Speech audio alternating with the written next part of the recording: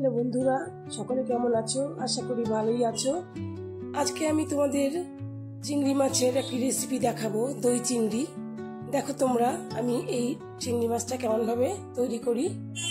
এখানে আমি নিয়েছি 300 গ্রাম মতো চিংড়ি মাছ, যেটা খুব ভালো করে বেছে ধুয়ে পিঠের শীটটাকে বের করে নিয়েছি। এবার আমি মাছটাকে একটু নুন আর হলুদ দিয়ে ভালোভাবে ম্যারিনেট করে নেব। আর এদিকে নিয়েছি 2টো পেঁয়াজ বেটে নিয়েছি, 1 বাটি টক দই নিয়েছি, আর হাফ চামচ আদা, হাফ চামচ রসুন বেটে নিয়েছি, আর নিয়েছি লাল কাঁচা লঙ্কা আর একটা টমেটো। এবার কড়াইতে তেল দিয়ে আমি মাছগুলোকে হালকা করে ভেজে নেব। তোমরা তো জানো যে চিংড়ি মাছ বেশি ভাজলে শক্ত হয়ে যায়, তাই খুব বেশি ভাজবো না। চিংড়ি মাছটা একটু হালকা করে ভাজা হলে পরে আমি তুলে রাখবো। মাছটা ভাজা করে তুলে রাখছি। আর বন্ধুরা, আমার এই চ্যানেলটি যারা যারা সাবস্ক্রাইব করোনি অবশ্যই সাবস্ক্রাইব করে দিও।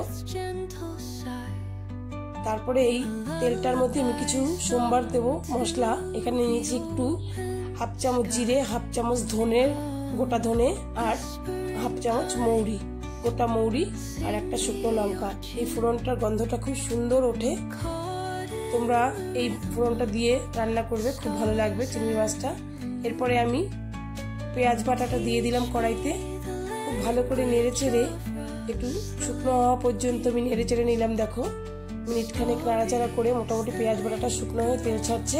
এই অবস্থায় আমি রসুন আর আদা বাটাটা, খুব অল্প পরিমাণে রসুন আর আদা বাটা দিয়েছি। এটাকে নাড়াচাড়া করে মিশিয়ে নেব, একটু ভাজা ভাজা করে নেব। আর এখানে যে আমি দইটা নিয়েছিলাম, ফেটিয়ে নিয়েছিলাম দইটা, সেই দইটার মধ্যে 1 চামচ জিরের গুঁড়ো, হাফ চামচ ধনের গুঁড়ো, আর হাফ চামচ গোলমরিচের গুঁড়ো আমি এর মধ্যে মিশিয়ে দেব। দিয়ে একটু নুন, একটু হলুদ আর একটু চিনি এর মধ্যে দিয়ে দেব। টেস্টটা ঠিকঠাক আসার জন্য আমি চিনিটা ইউজ করলাম। আর তারপরে দেব একটুখানি লাল লঙ্কার গুঁড়ো।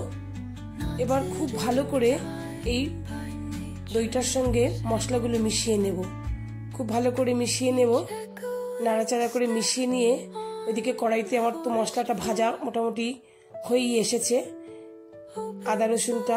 সেই সময় আমি একটা ছোট টমেটো, ওটাকে পেস্ট করে নিয়েছিলাম, সেটা আমি দিয়ে দিলাম। দিয়ে এই দইয়ের মশলাটাকে এর মধ্যে পুরো দিয়ে দেব। দিয়ে খুব বেশি যে নাড়াচাড়া করতে হবে তা নয় বন্ধুরা, একটু মিনিট খানিক মতন মোটামুটি নাড়াচাড়া করে নিলে পরে মশলাটা কষে একটু যখন শুকনো শুকনো হয়ে আসবে, তেল ছাড়লে সেই সময় আমি চিংড়ি মাছটাকে দিয়ে দেবো, ভাজা চিংড়ি মাছটা দিয়ে এই মশলার সঙ্গে খুব ভালো করে মিশিয়ে নেব। দেখতে পাচ্ছ খুব ভালো করে ভাজা হয়ে গেছে আমার মশলাটাও।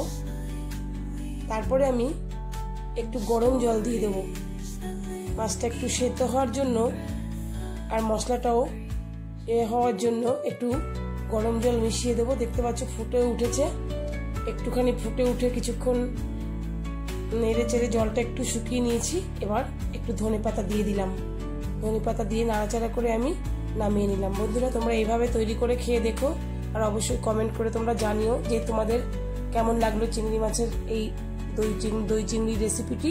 যদি ভালো লাগে তাহলে তোমরা কিন্তু অবশ্যই একটা লাইক দিয়ে পাশে থেকো। অসংখ্য ধন্যবাদ তোমাদের।